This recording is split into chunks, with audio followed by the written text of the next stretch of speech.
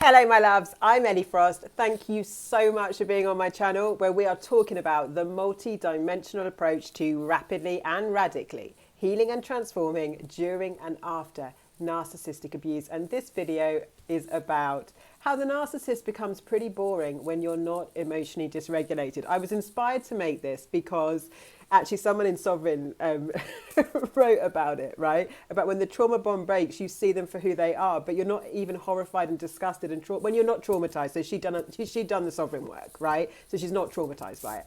And when you're traumatized, it's a different thing because you're in shock about how awful they can be. But beyond that, when you're not being emotionally dysregulated, you'll actually find out they're not fun, they're not joyful, they're not actually exciting, they're pretty dull because they're emotionally void. They're not even a false self, they're a non-self, right? They're just like void, void, void, void, void. They channel anger, they channel rage, but they're actually just not capable of love, connection, joy, or fun. So when you're in a dysregulated state, you see, it's like a heroin addict. It's all like adrenaline rush. So there's highs and lows and they're all really extreme, right? So when you get the high, yeah, it's like you over attach to this person. You start having a flood of like serotonin and like different chemicals in your body, right? Because of the trauma bonding. So they seem like such a hit.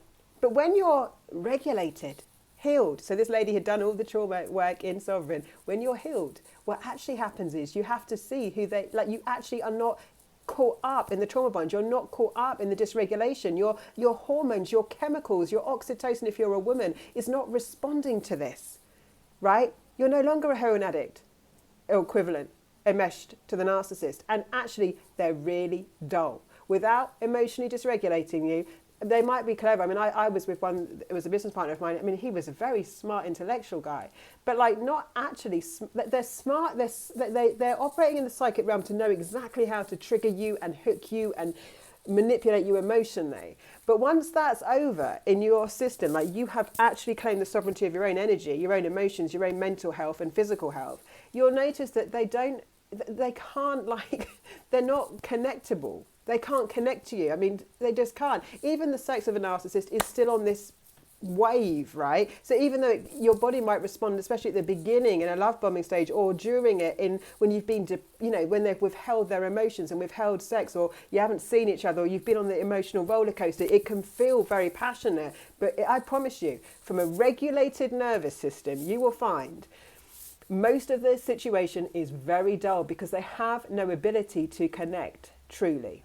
Yeah, they can exploit you. They can figure out, like, they can dig the knife in your back and twist the knife in the wounds, right, which dysregulates you. But actual intimacy, actual connection, from a regulated, when your nervous system is regulated, you'll realize it's missing and they're a void. And they become very dull. They're not fun people, they're not joyful people, and they're certainly not loving people. They're kind of like cult leaders who get a load of flying monkeys and followers on an illusion, and they get a few people that they scapegoat and abuse. But outside of the emotional highs and lows, the rushes, the addiction, the feeling compelled to see them or talk to them, that's never healthy and balanced in a relationship. Connecting with someone, like I always notice with toxic relationship dynamics, it's always like an obligation. I teach this in my course, fear, obligation and guilt, the fog, how like it's always ickiness. It can never just be a conversation. Now you feel obliged to call them the next day, or they put something on you that you haven't agreed to, rather than allowing the freedom of your relationship to evolve, right? It's always icky. There's always an undercurrent. It's always negative. It's always coming from, we need to make up, or we've got to resolve this. It's work, work, work to try and build with someone who doesn't want to build with you. They don't want to build, right? But also when you're actually regulated and spending time with them, you're going to find that you don't have anything in common most of the time. Well, you might have some hobbies. I did with my ex, like fitness and stuff. There were some things we liked to do together, but beyond that, the connection isn't there.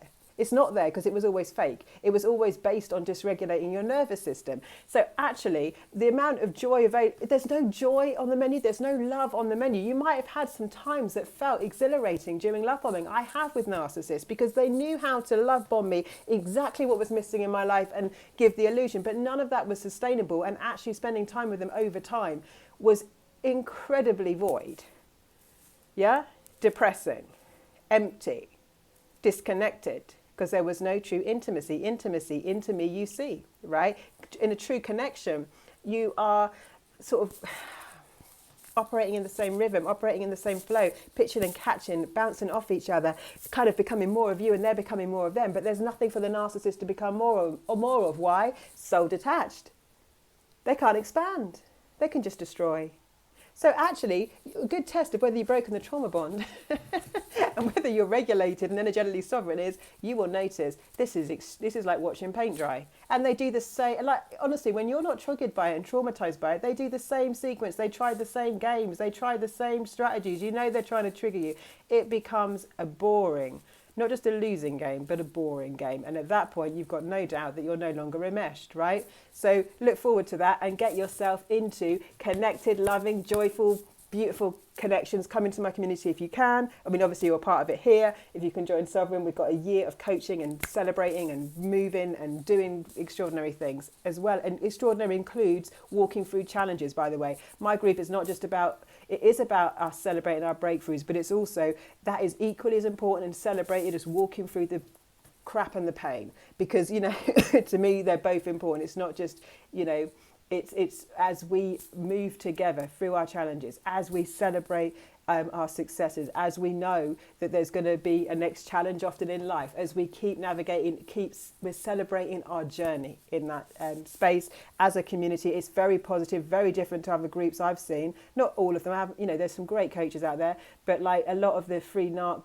club, I call them narc clubs, because they're just trauma bonding people on, my narc did this, you never guess what happened next, and I will guess what happened next. And quite frankly, my group is about you and the people and us and the people in it, evolving, growing, moving together, walking together and coming into our best lives. It's not about comparing notes of how and trauma bonding over narcissists. That's the last thing we want to do if we want to actually evolve. Lots of love, guys. I'll speak to you soon.